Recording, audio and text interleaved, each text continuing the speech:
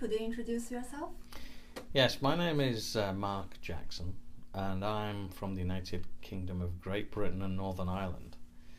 And of that nation, I was born in a county called Lancashire, which is in England, and I was born 10 miles from the city of Liverpool, which is an international city.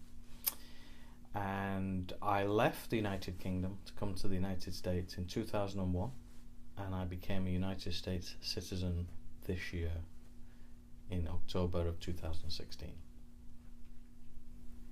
What stimulated you to have the international experience? I was stimulated to travel internationally when I was at school. In my country, we had taught the history of the world, and I learned about the British Empire, and so I was fascinated by the countries that we had conquered, and the continents such as Africa and Australia and the Americas. And so I read all about the country, the people, the customs, and the battles, and how we understood and worked with the peoples of those countries. And so that stimulated my interest to travel and to visit these nations in order to see what the attraction was of the Victorian explorers. Why do you think students should have their international exposure, and how to get that exposure?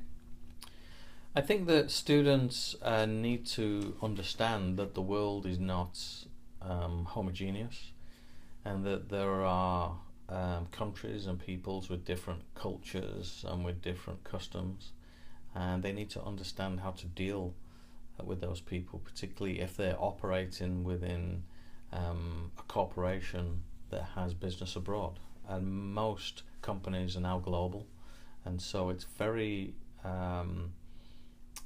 important to be able to understand how to deal with people internationally.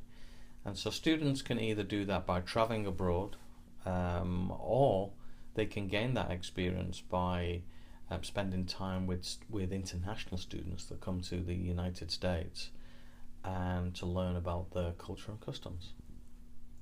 Okay, thank you for sharing your experience to us. It's my pleasure.